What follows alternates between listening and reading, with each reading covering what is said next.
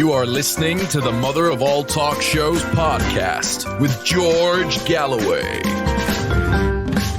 He's a real nowhere man, sitting in his nowhere land, making all his nowhere plans for nobody. I heard it today and I got to thinking, which of the world leaders does it most apply to? And then it became obvious that actually the answer is almost all of them. How prescient, as always, from the great John Lennon 50 years ago.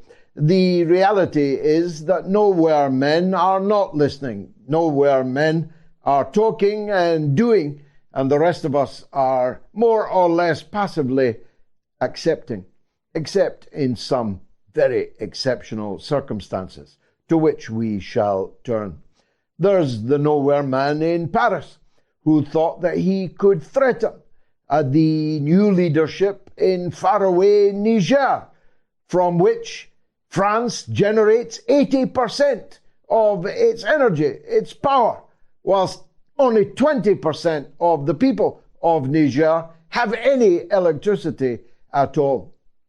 France, which has no gold mines, but is the fourth largest holder of gold reserves in the world, where Mali has 585 gold mines and doesn't hold any gold at all. He thought that Mali, he thought that Niger, he thought that Burkina Faso, he thought even the stooges in Nigeria and Chad would follow his orders, that by this day, this afternoon, the new leaders in Niger must vacate the presidential house and reinstate the French puppet. None of it has happened. The Nigerian president, a geriatric former gang godfather in Chicago, I'm not making that up. How else do you become president of Nigeria? Not by having done anything for or in Nigeria, but being connected, shall we say, to the drug business in the Windy City in the north of the United States. He thought he's another nowhere man. He thought he could crack the whip and the Nigerian Senate would agree to his demand to invade their neighbor, against whom they have already cut off electricity, water, and other essential services. But the Senate said, no, we have enough problems in Nigeria without Africans killing Africans for the edification of the French leadership and the leadership of the United States of America. So there will be no Nigerian invasion of Niger. They kind of half thought that Chad would do the invading for them, but they too have refused, meaning that Nigeria and Chad are out of the game, whilst Burkina Faso and Niger are increasingly marching in lockstep alongside Mali. And of course, the great colossus of Algeria to the north, with its military political alliance with Russia going back to the day of independence, has made it very clear and has today moved its tanks to the border with Niger, that any foreign invasion of Niger will have to fight Algeria for every inch of the territory they hope to seize. And of course, anybody who fights Algeria is also fighting Russia. And the Wagner group, the mercenary Russian group, already present in substantial numbers, working for different African governments, trying to staunch the flow of Islamist extremist fanaticism in Africa, have already arrived in Niamey, the capital city of Niger. It's a token force so far to secure the capital, if needs be, from any foreign invasion. But if you see a lot of Russian transport planes arriving in Niger over the next hours and days, don't be surprised. Thus, France has, like the United States in Ukraine, bitten off more than it could chew. and may choke as a result. France has just demonstrated it's not so much a paper tiger as a paper poodle, a paper French poodle, and they don't get fancier or more poodle-like than that. The United States has clearly done the same in the Ukraine. They have given $140 billion from the taxpayers of a country who don't all even have minimal health care, who are suffering from a city, a country that's falling apart at the seams. Even Kamala Harris was talking about flat tires, though you may need some translation to work out what she was saying. But she was right. Driving around in the United States on the roads and bridges that exist there is a very dangerous pastime indeed, even if you manage to avoid the 2 mass shootings a day in the United States of America in 2023. $140 billion that could have been spent on the American people has instead been given to a now politically, militarily, and morally bankrupt, state-led, stump state of Western Ukraine, led by a former porn actor, strip artist, and general comedian. Zelensky has taken the American taxpayers for one hell of an expensive ride, as have all the US satraps that rule our European countries.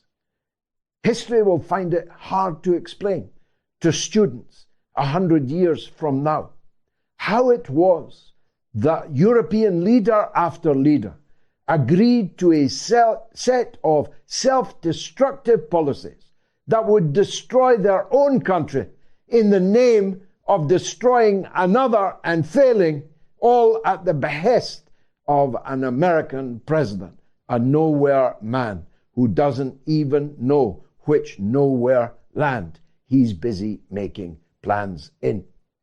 It will be impossible to explain to people how Russia has just taken Germany's place as the 5th largest economy in the world. Do you remember when all these clowns used to disparage the Russian economy?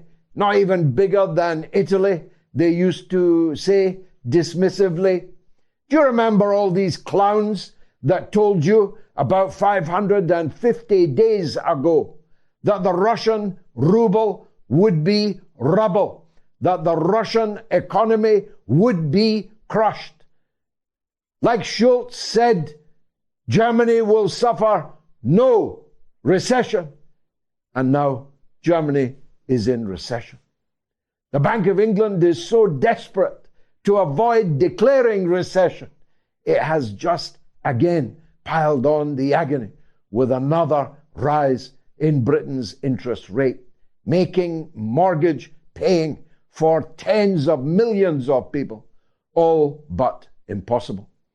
With, of course, the winter colds not even 12 weeks away.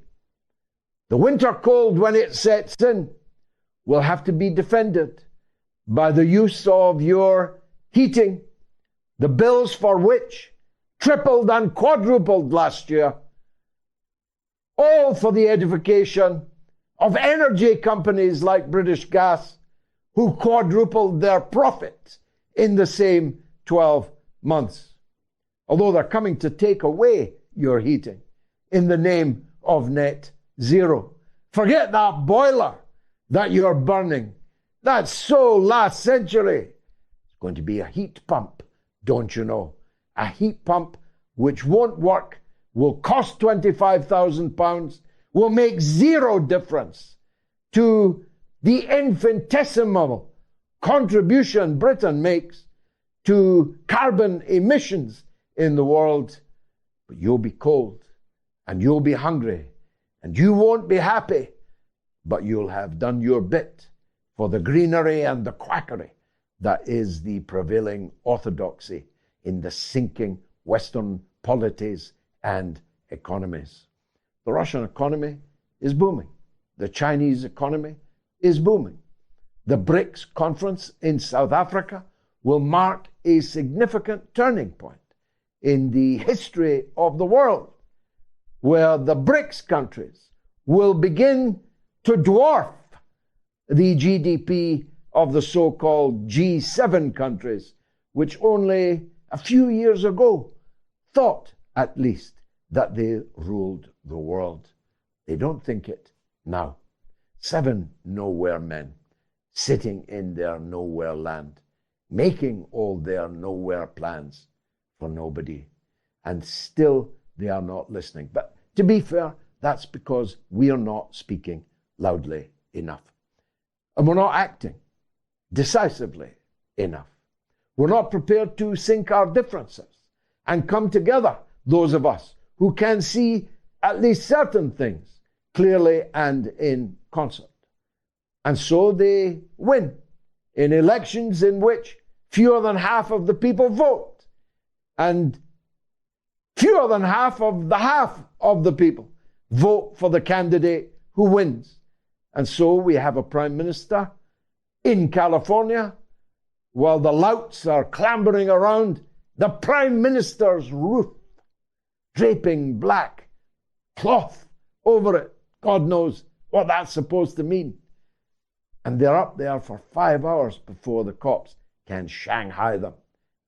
But he is basking in the California sunshine, whilst telling you that you have got to be cold and you have got to be poor to make a contribution to a global warming, which this summer has seen Britain's worst summer in 55 years, seen July, the wettest July in the entire history of the British Isles, at least as far as that history is recorded.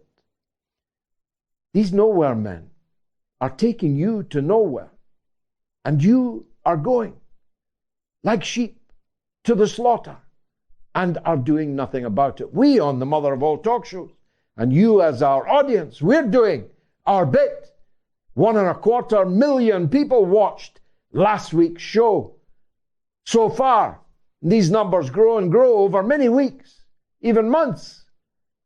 But 1.25 million, whilst knocking Piers Morgan into a cocked hat, is making scarcely a dent on the powerful who continue to mislead us all the way to nowhere.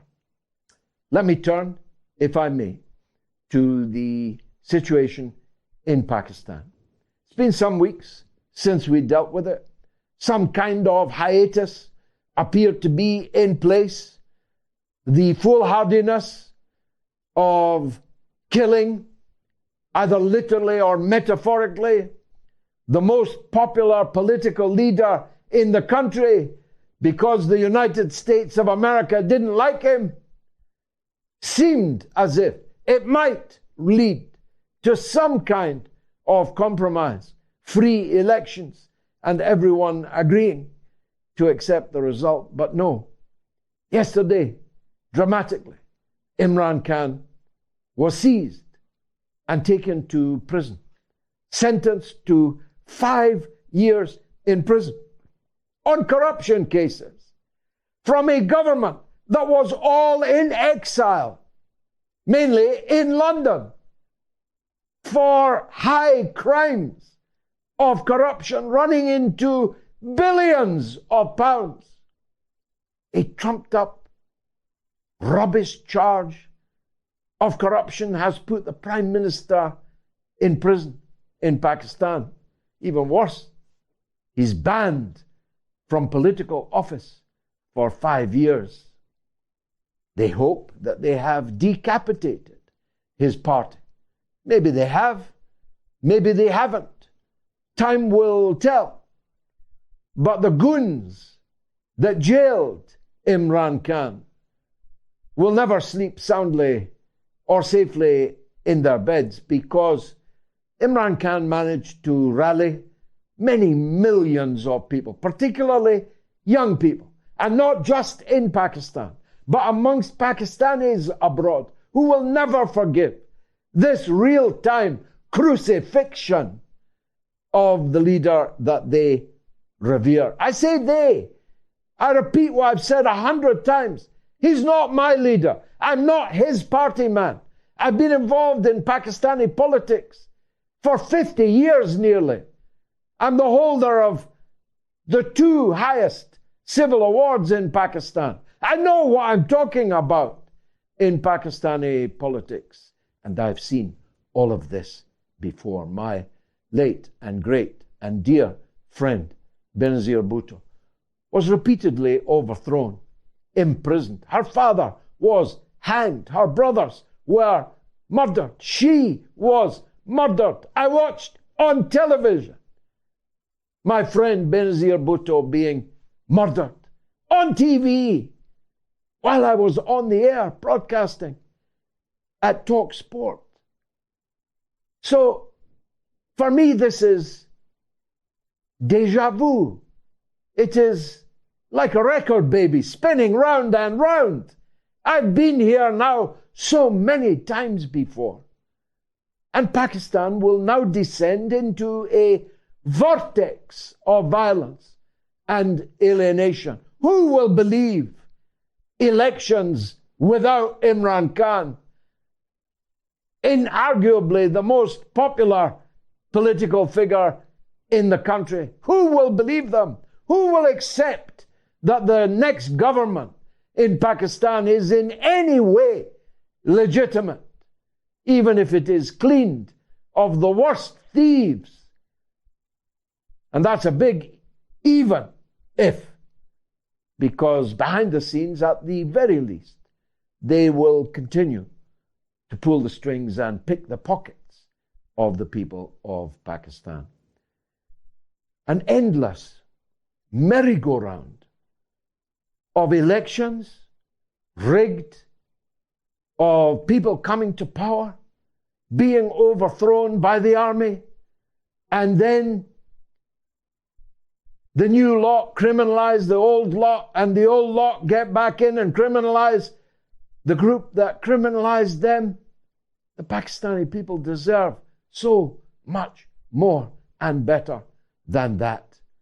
We'll be talking to Major Adil Raja, retired, about Pakistan. We'll be talking to Professor Marandi about Iran, which, according to the Sunday Times, this day is now Britain's biggest threat. Wait, what?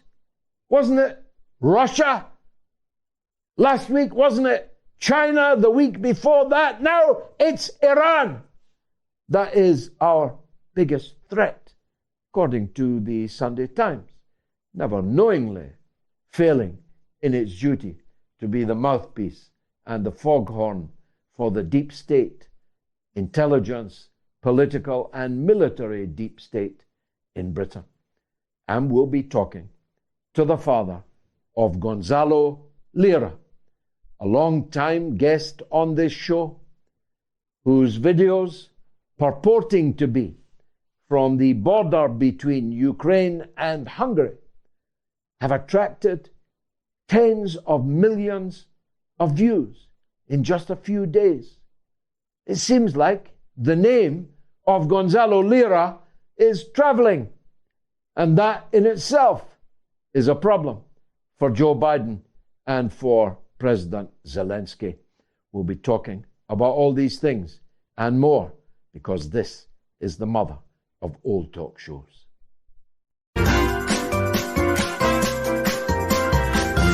You are listening to the Mother of All Talk Shows podcast with George Galloway. To explain this latest dramatic turn of events in Islamabad, we turn to our old friend Major Adil Raja. The lion roars, and he roars often on the Mother of All Talk Shows. Major Raja, thank you for joining us again. This came out of the blue for me. Did it come out of the blue for the Prime Minister, Imran Khan? No, obviously not, George, because he was expecting it. He was very much expecting it. That is why he had recorded a video message earlier before his arrest, which was released after his arrest to the wide world. Now, from the outset, George, let it be very clear that Imran Khan was facing 150 cases. And the sole purpose of all these cases were to disqualify him from fighting the upcoming elections, because the military junta is so scared of him that of his popularity, that they just don't want him to fight the elections, because they know he's going to win. And if he'll win, he's going to carry out accountability across the board, which will take the crooks right now in power down. So definitely he knew it was very much expected. Yeah, George. Now, this is a page out of the Joe Biden, Donald Trump playbook.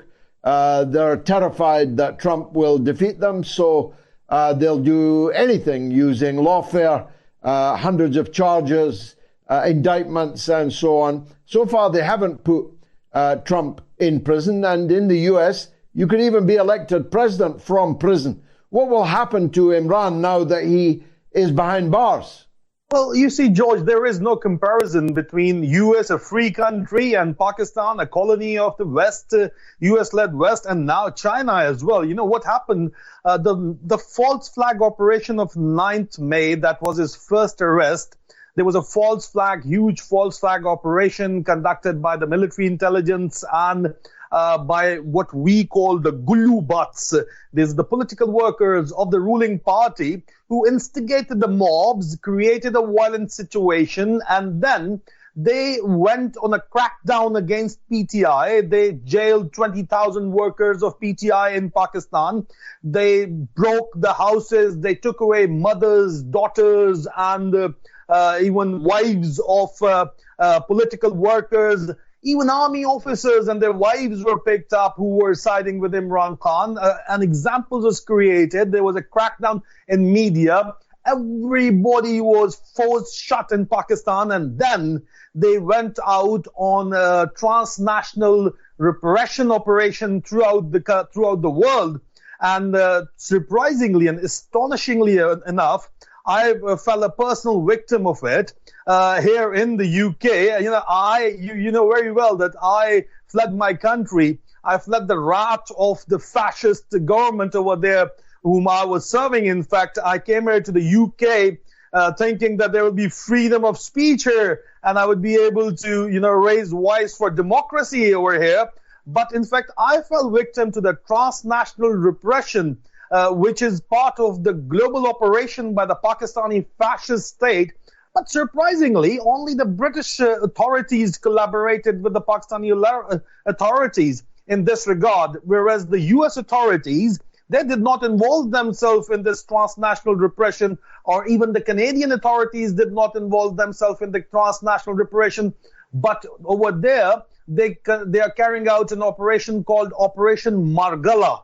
This is operation conducted by the ISI undercover officers. They are ringing up the Pakistani diaspora and people, and they're trying to harass them into silence. They are carrying out facial recognition through the Pakistani databases, and then they make calls to them. They are, canceling their Pakistani nationalities. They're going after the families. They find the family trees from the Pakistani data.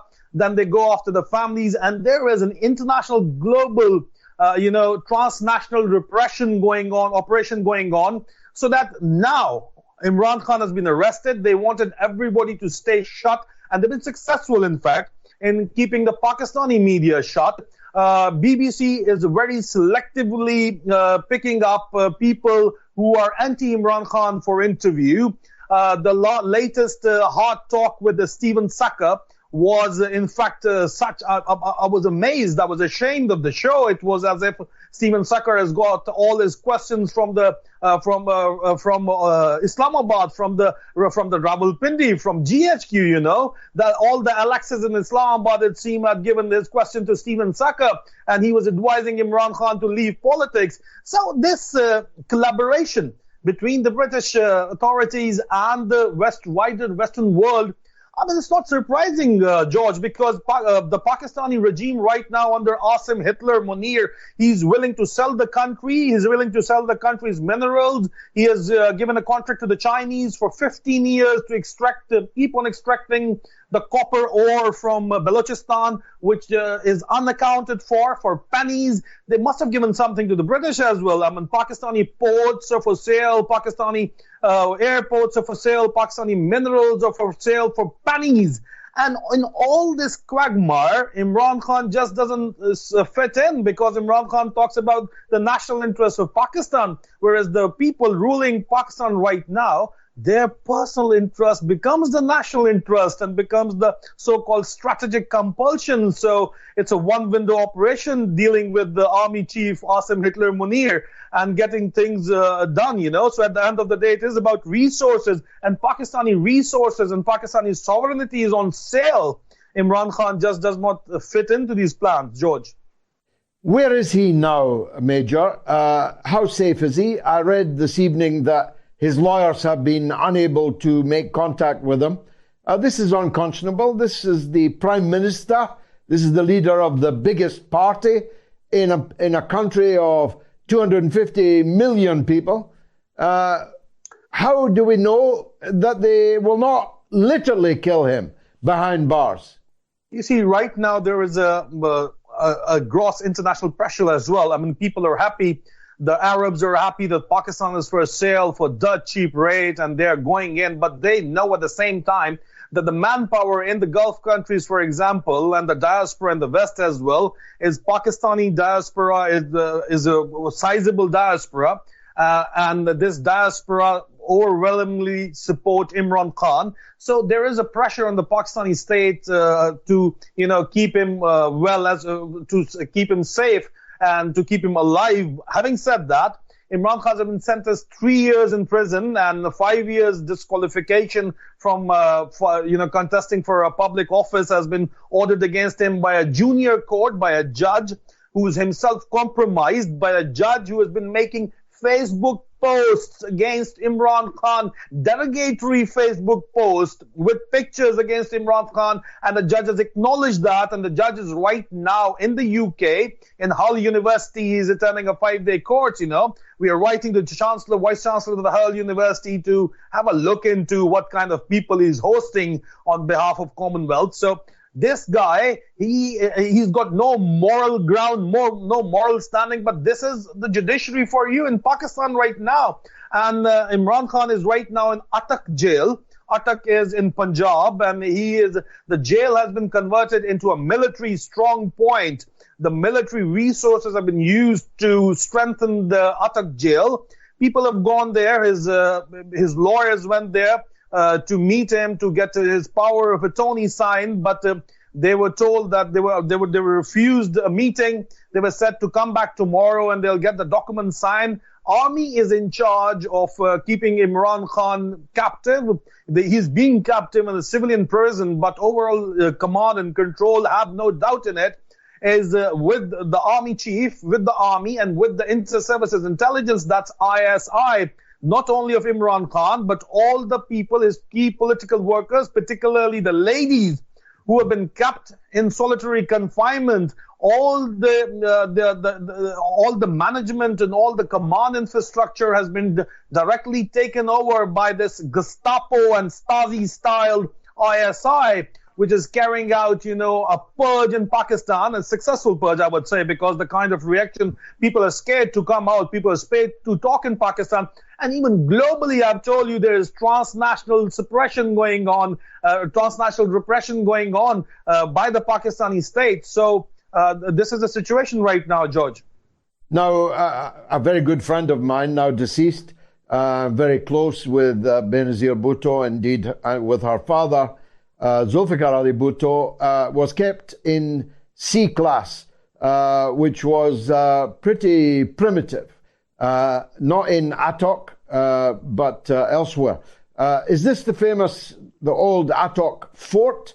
And what class of prisoner will Imran Khan be? In other words, how bad will his situation be in this jail? George, legally he should be an A class, right? But there are rumors coming out of the prison that he has been kept in the C class.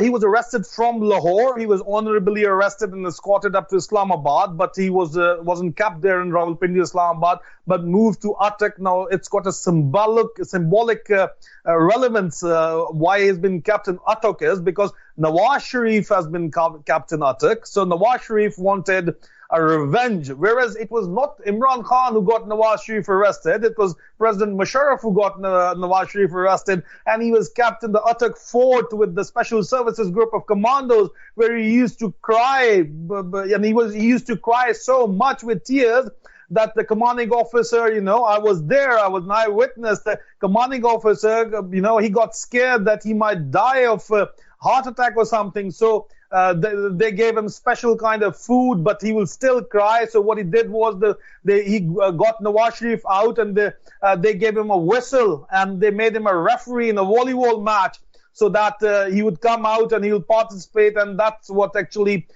made him happy. So that's what saved him life as well. And then he started eating and started, asking for special kind of dishes from his chef, which was provided to him. Imagine that. But nothing like that is provided to Imran Khan. Imran Khan is being kept in the highest maximum security prison.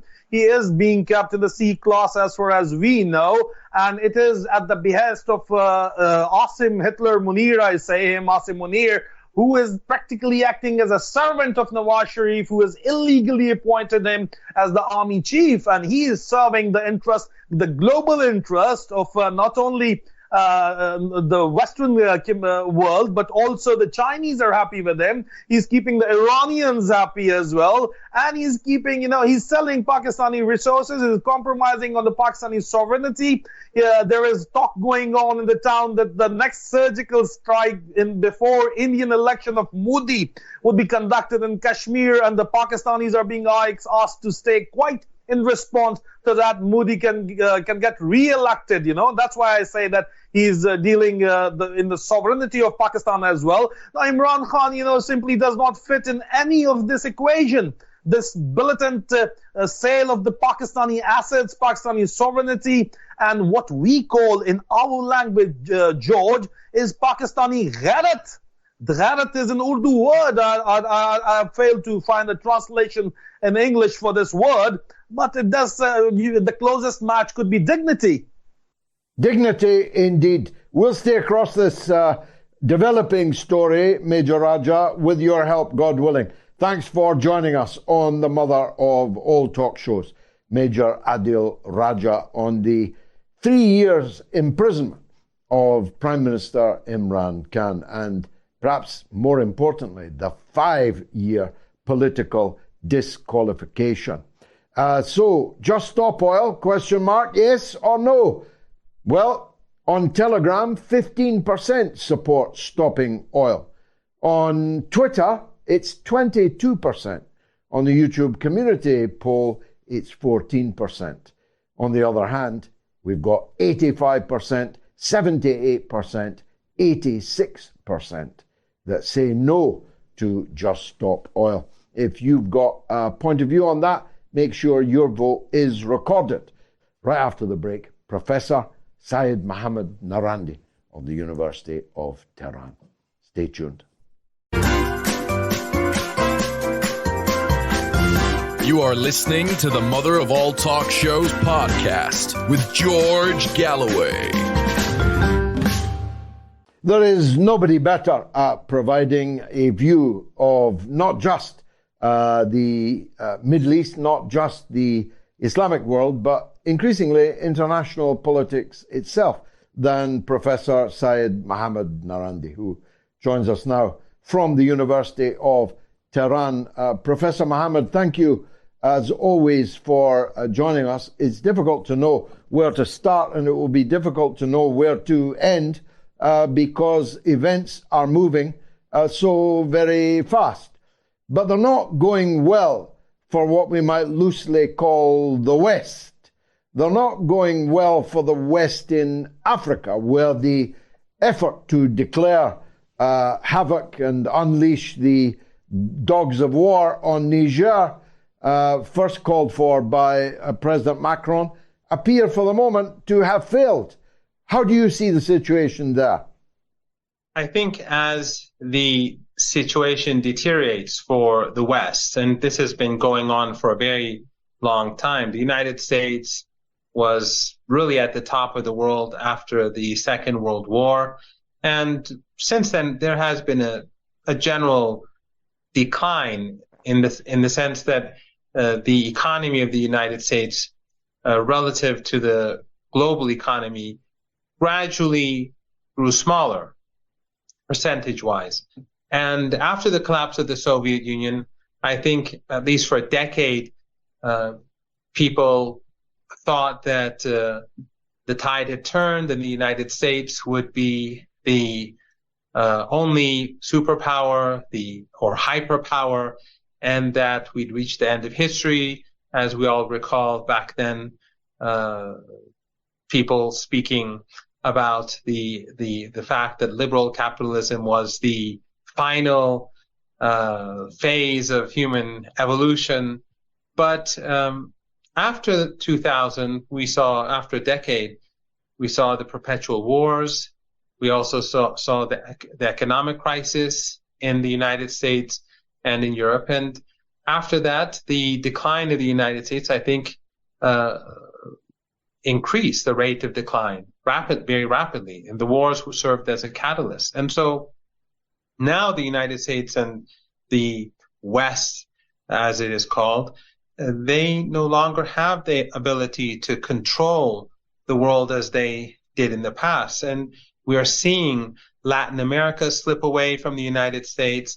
We're seeing Africa slipping away from the United States. And the case of Niger is, I think, extra important because of the role that it plays in providing France with uranium and energy, and providing Europe with energy at a time when the West has sanctioned so many different countries and it has limited sources both for oil, gas, but also uranium. So the more the United States and the West try to control the world, the more the world is slipping away, or they are losing control over different parts of the world. And we are reaching a very interesting phase, because I think we've actually reached the end of an empire, but at the same time, it is probably the most dangerous phase because empires do not want to lose power. But you're a professor. If you had a student that persistently turned in work that you had already shown to be wrong repeatedly, you as a professor would be very unhappy. And yet imperialism has turned out to be a very poor student too.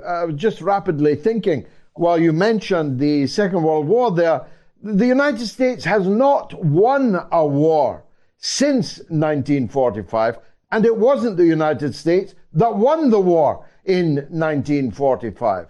If you go, this is now the anniversary of the Korean War, 70 years from the end of the Korean War.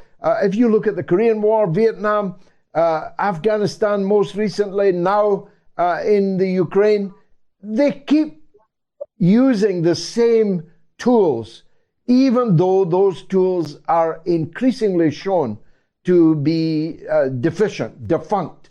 The tools being sanction everybody, make war and invade where we have to. But these things are backfiring, as you say. Yes, I think one professor once said that this would be madness when a student would constantly, or they would constantly repeat something that just simply does not work. And you're absolutely correct. The United States was at the top of the world because they had the largest economy, but also because they controlled the narrative.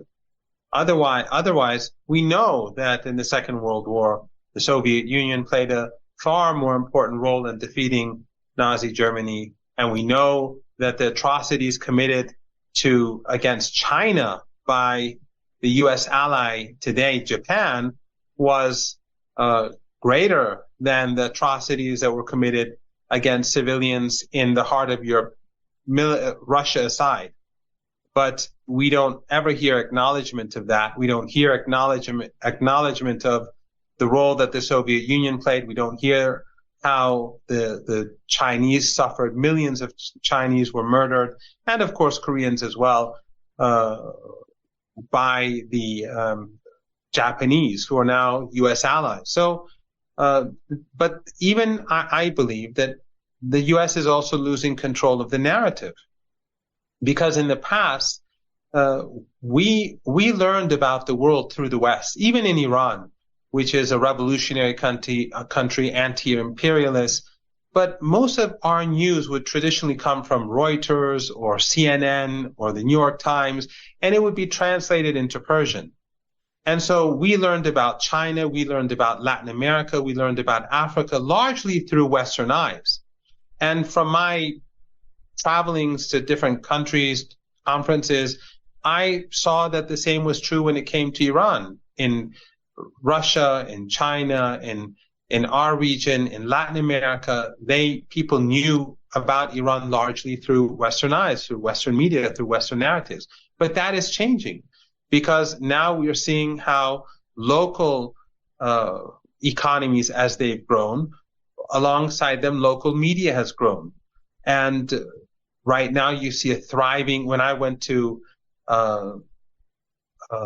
Venezuela and Cuba, I saw that they had their own media that had influence across Latin America.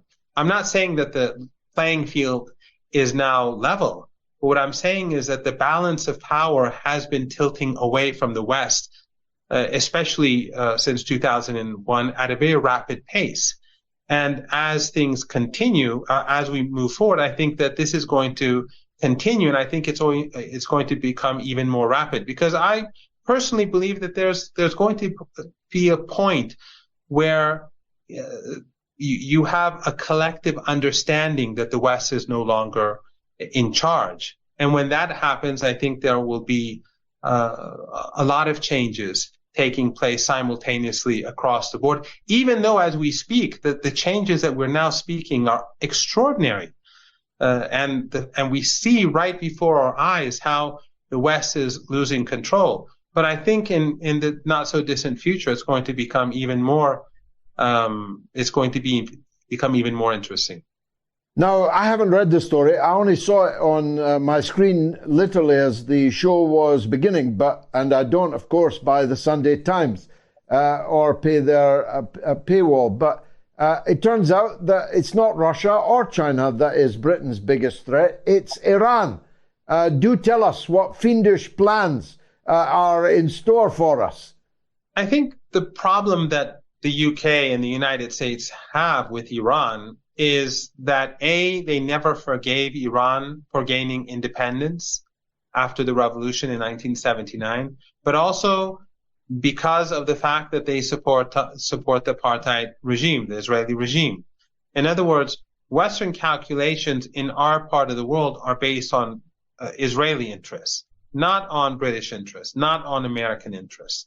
And the fact that the Israeli regime is facing so many problems, both within the Zionist supremacist community inside Israel, but also they're losing support across the West.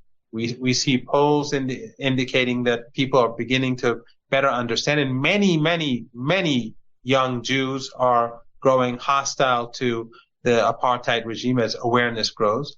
And in our region, we see how the Israeli regime is weakening. It no longer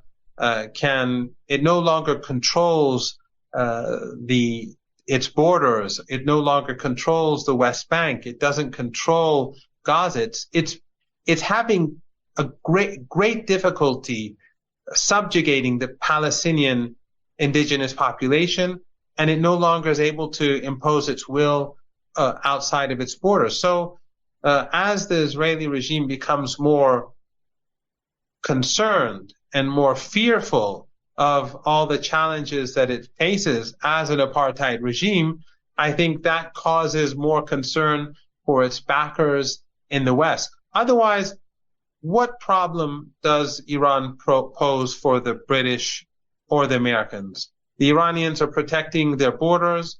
The Iranians are expanding trade and business with neighbors. We've had rapprochement with Saudi Arabia. Relations with other countries in the Persian Gulf are improving. You would think that under these circumstances, if Britain and the United States were normal countries, they would welcome this and they would see this as an opportunity to invest in Iran, to cooperate with Iran. But that's simply not going to happen. And I think it's because the interests of the British people, the interests of American citizens are not the priority here. No, they prefer the zero-sum game approach. If Iran is doing well, that means ipso facto we are doing less well. And this idea of coexisting, my two suns theory, when I say the sun is clearly rising in the east, but it didn't have to set in the west. If we had embarked on a course of acceptance and cooperation, a multipolar world, then we wouldn't be in the mess we're in. But we are in a pretty big mess here in the West. Anyone who looks at the streets of Philadelphia, the walking dead that are hooked on drugs, looks at the 2 mass shootings a day now taking place in the United States, looks at the perilous economic position throughout the European allies of the US, knows that things are not going well. No one's thinking this is a glad, confident morning in the West, Professor. Yeah, and George, we always have, let's keep this in mind. I mean, your viewers, yourself, myself, that the United States is not facing any sanctions. And these scenes that we see in the United States, you can't see them in China. You don't see them in Shanghai or Beijing. You don't see them in Moscow. You don't see them in Tehran. I've never seen such scenes anywhere in Iran. I'm sure Iran, despite all the sanctions, despite the brutal and barbaric sanctions that are intended to bring ordinary Iranians to their knees, despite all this, I mean, there are many difficulties and shortcomings in Iran. But you don't see these scenes despite all the difficulties. But in the United States, which is supposedly, as American leaders like to say, the greatest country in the world, these scenes, when we see them, it's extraordinary. How could such a country, which claims to be the land of the free and the home of the brave and an exceptional country and the greatest country on the planet, how could it allow its citizens to live in under such horrific conditions, yet at the same time it wants to have the Ukrainian young men die in the hundreds of thousands for a lost cause, and Ukrainian women to increasingly be a part of the sex trade across Europe and North America? When we look at this, the Americans seem to me, and to many like me, as really the most immoral country on this planet, and to be very blunt, the most incompetent, because when a country which after the Second World War had so much wealth and power, the scenes today, after less than a century, are just unbelievable. These are scenes that we don't, as I said, we don't see in the countries that are sanctioned, but we see in the country that is trying to create misery and despair across the world. Professor Marandi, as always, a great pleasure and indeed an education to listen to you. Thanks very much for joining us. You are listening to the Mother of All Talk Shows podcast with George Galloway. I'm very proud of my film, Killing Kelly. If you are one of my Patreon supporters, for the cost of less than 1 cup of tea in an insalubrious cafe per week, you've already seen it for free. But you can get it on Amazon, you can get it from my shop, or the fastest way would be to become a supporter of mine on Patreon, patreon.com/George Galloway. Now, Gonzalo Lira, Chilean-American, living in Kharkov, in the Ukraine, was a regular, appeared regularly here on the Mother of All Talk Shows, and was actually, by a short head from Scott Ritter, the biggest watched interviewee that we ever had on the Mother of All Talk Shows. He racked up literally millions of views just on our show, and of course he used to appear on many, many more. And he had his own platforms also, his own YouTube channel. He hosted shows, one of which I was once on, I recall. So he became quite a significant counterculture figure. I always used to say, and I say it again now, I hold no candle for Gonzalo Lira's political views, insofar as I know them. Many of those that I know, far from holding a candle to them, I find them actually repugnant. But I don't require to agree with someone before listening to them. In fact, quite the contrary. It is more important and valuable to listen to somebody that you disagree with than the politics of preaching to the choir and allowing only the choir to preach back at you. So I was content, more than content, to give a platform to Gonzalo Lira many, many, many times. And all I can say, and it is literally all I can say, the strategic damage that he did to the NATO camp, the Zelensky regime, the war machine,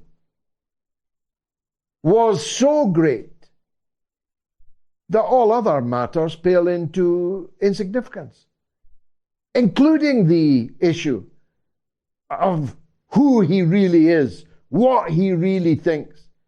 I recall very well what happened after the triumph of the October Revolution in Russia in 1917, when it was discovered that the secretary of Lenin himself had been a secret agent for the Tsar. Everyone was in an emotional outrage.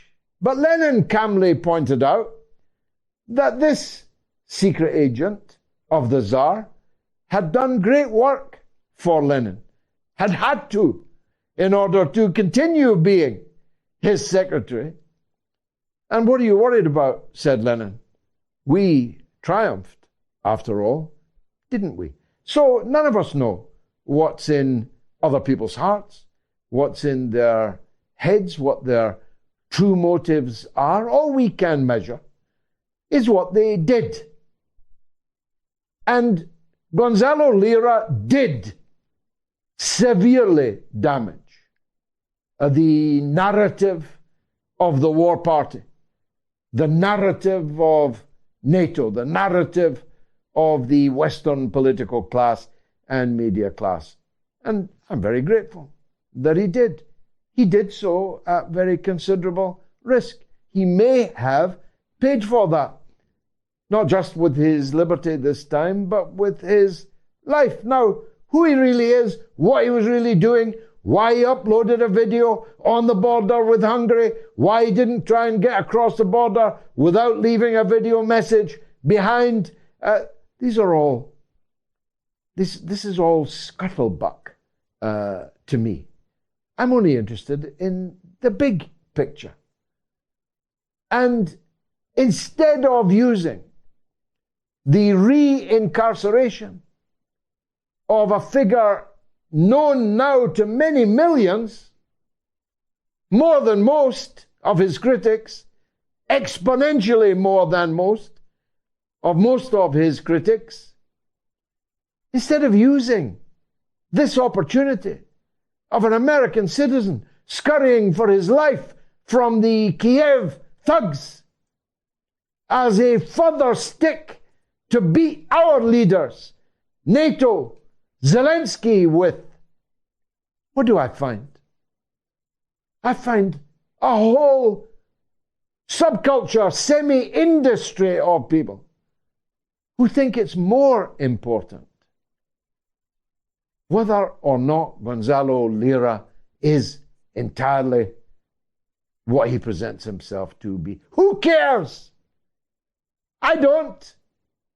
I don't care if other critics of the war party are later revealed not to have been who they said they were. That's not important. What's important is the material damage to the war narrative that they did while they appeared, at least, to be on our side. Now, I had very much hoped that Gonzalo would make it over the Hungarian border, but maybe he didn't even go to the Hungarian border. Maybe it was another border. Maybe there are things that we have no knowledge about at all. It is very important, as I told you a couple of weeks ago, never to place absolute reliance on the words of someone in prison. Because someone who's in the hands of the enemy can be exploited, can be misrepresented, can be falsified, can be encouraged or discouraged from doing this or that. At the click of a finger, you've only got to threaten to torture somebody in your jail, in your custody. You've only got to threaten to torture them to make them do or not do this or that. So never, ever believe absolutely what someone who is not a free man or woman is saying to you across social media. Just keep some sense of perspective. Just keep some material consciousness. Who is gaining from the words being spoken by this man, and who is losing? But we couldn't bring Gonzalo with us because we don't know where he is. There's no sign that he made it into Hungary, if Hungary he did intend to make. There is no word except from a transsexual American man, now woman, who hates Gonzalo and is now, bizarrely, the spokeswoman, stroke man, it, them, whatever, of the Ukrainian military. There she is. He is announcing that Gonzalo is again their prisoner. Is she telling the truth? How can we tell? One thing we know is Gonzalo's not here, but his father is. Gonzalo Lira Sr. watched those videos that his son put out, read those tweets that his son posted, hoped that he, like us, would be having a reunion with Gonzalo this evening, but sadly not so. And so I introduce to you for the second time on the show, Gonzalo Lira Sr., father of Gonzalo Lira, the journalist and campaigner. Mr. Lira, sir, thank you for joining us. It must have been a roller coaster, a difficult few days for you. Yes, indeed, George. I thank you, first of all, for having me once again in your show. It's been terrible. As a father, it's unbearable not to know where your son is. Now, I know that obviously during his period in prison from May the 1st to July the 6th, Gonzalo was tortured and extortion.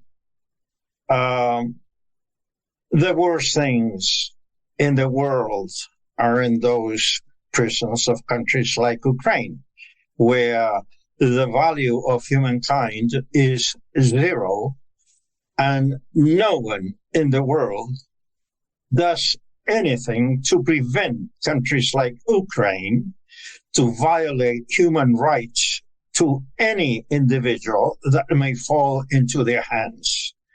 If I may give you a statement, Gonzalo, I'm sure, has been detained once again by the Ukrainian police while he was trying to leave the country in search of asylum in Hungary.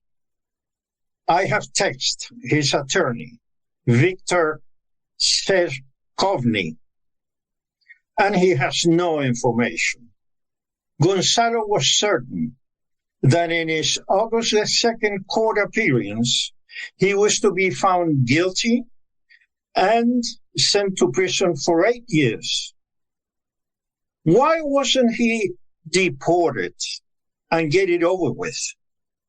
By the way, since Gonzalo did not appear on August 2nd, the court gave him another date, August 22nd.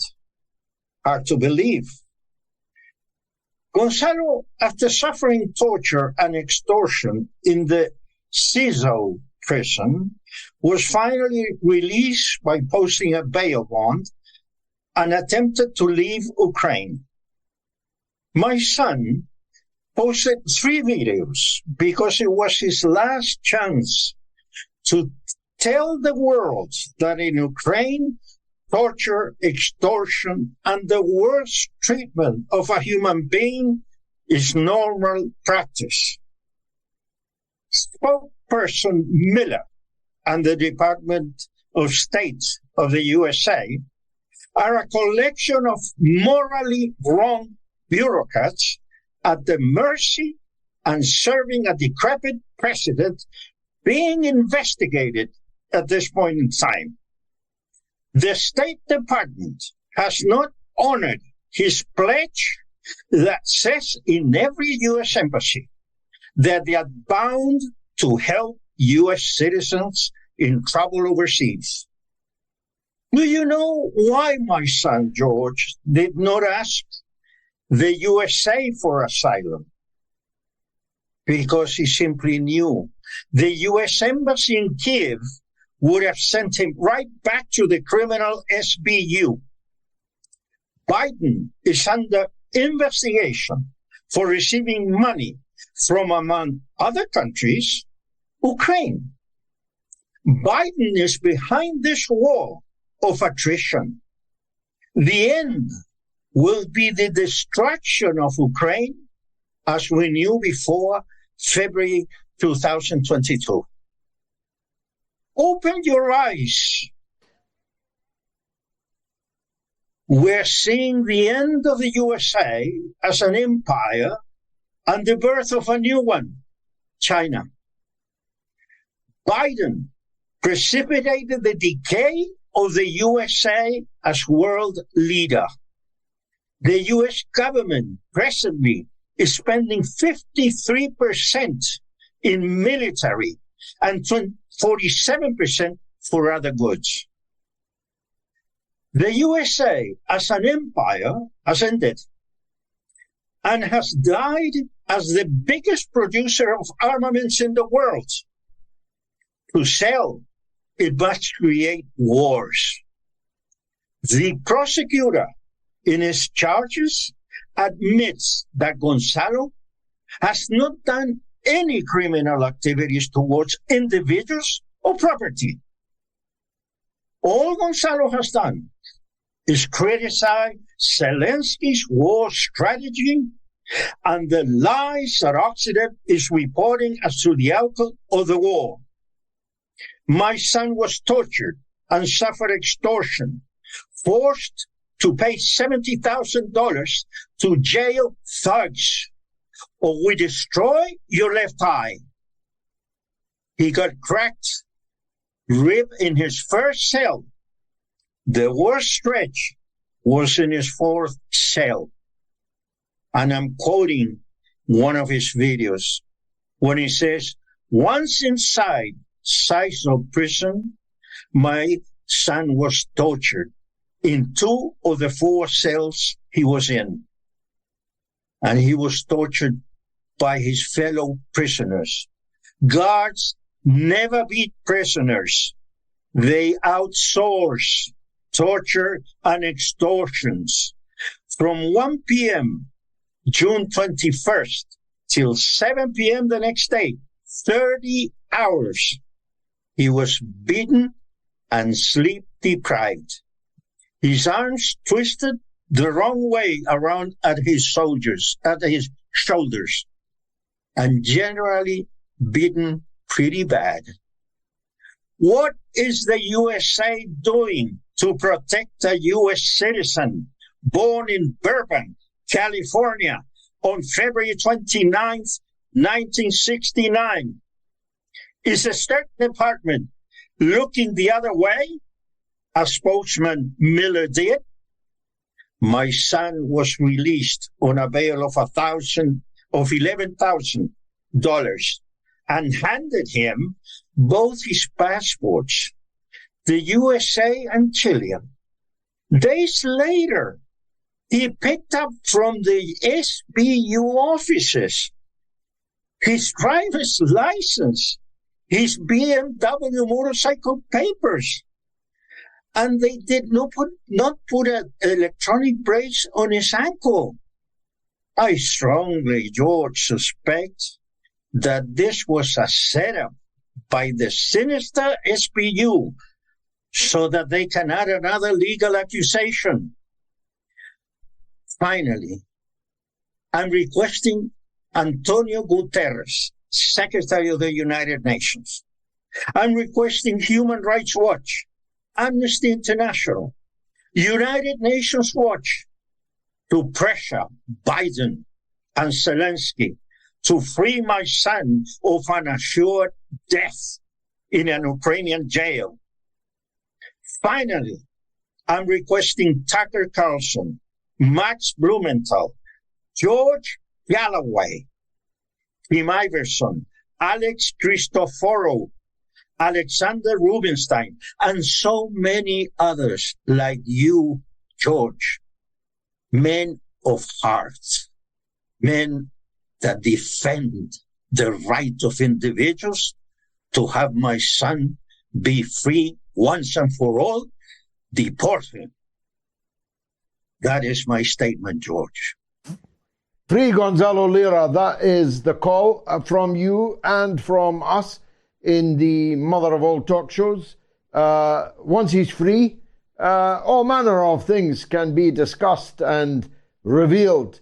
But until he is freed from the dungeons of Britain and America's best friend, the Kiev regime, then there can only be one order of battle. One order of battle only, that everyone should follow. We demand the release of Gonzalo Lira. Whether we like him, don't like him. Whether we think he's this or that, we demand his release. I think that many could, certainly should, rally behind that call. Gonzalo Lira Sr., thank you. In a very painful interview with me, you have done. Let me just show you. This was Gonzalo when he was a senior in high school at his home in Santiago at that time. After high school, he went on to Dartmouth College in the USA, graduated with his bachelor's degree, and his diploma was handed by the then President Bill Clinton. My son does not deserve to be in jail, George. No, you should try and get Bill Clinton to do something also. That's a very everyone has to put their shoulder to this wheel. Whatever they think of his views, everyone should be involved in this campaign. I need to press on because we need to allow callers to respond, Mr. Lira Sr. And so I thank you and I beg your leave. Just Stop Oil. You can still vote on the poll. You can call the show 08081965522 in the UK and Ireland. In US and Canada, +1 844 944 3344. In the rest of the world, 44203 966 2625. A quick break, your calls right to the end of the show. My Patreons are my life's blood, so I give priority to those, and one of them is a legend. It's Graham Briggs-White, who says we could have been transitioning quite some time ago with thorium salt reactors, solid-state wind farms, geothermal energy, and the use of carbon capture, but thorium salt reactors cannot be weaponized. How strange. How strange indeed, Graham. Thank you for everything. Paul MacDonald says, would you get on a modern jet that depended on batteries, George? You can, but certainly not me. Great show as always. Please become a legend. Support me on patreon.com/George Galloway. John's on the line in Ormskirk on France. How's this for a global university? Go ahead, John. Hi, George. Just wanted to say, first of all, I am full of gratitude for the work that you do. I don't know where you get your courage from to stand in front of all these countries and speak your truth. But I want you to know that there's people back here at home and all over the world that really appreciate the work that you do. In particular, George, I was very concerned about the World Economic Forum and the WHO and the influence that they have on all political parties all through the world. But in particular, France was making a stand. And we haven't really heard from France because they had a social media blackout. And I was wondering whether what you've heard, because I'd like to know what success they as a people are having over there, because we seem to be somewhat behind. But I've got this feeling slowly and inevitably the pressure that people are feeling in different parts of the country will inevitably come to the UK. And I'd just like to know whether you have people and you're hearing things that are actually happening on the ground in France. Well, I'm actually in France, so I don't want to reveal exactly where, but I can tell you that the French people are boiling mad. They are boiling with anger at their political leaders. Fewer and fewer of them are blinded by the sand that's thrown in their eyes in the mainstream media, and they're turning off mainstream media just as quickly as our people are. More and more people can see more clearly the nature of their state, and therefore, inevitably, eventually, some time lag, of course, the role that their country has played in Africa and in the world as part of the imperialist system. Most of the most atrocious crimes of empire in Africa were carried out by France, with Belgium, a tiny little runt next door, a close second.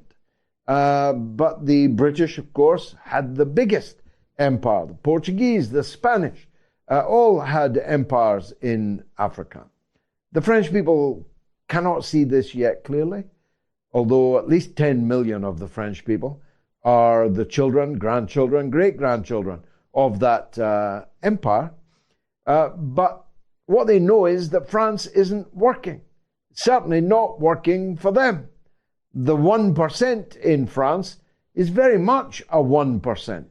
The middle class in France is boiling with rage, and the working class is, of course, the most downtrodden of all. And below them, the lumpen proletarian mass in the banlieue, in the suburbs, in the slums of France, of places like Paris, Marseille, and others. So I have more hope for the French, John, than I do for our own people. I feel that the French have a certain esprit de corps that our people are going to have to discover. And if they don't, we're going to sink under the waves. You know, Britannia ruled the waves.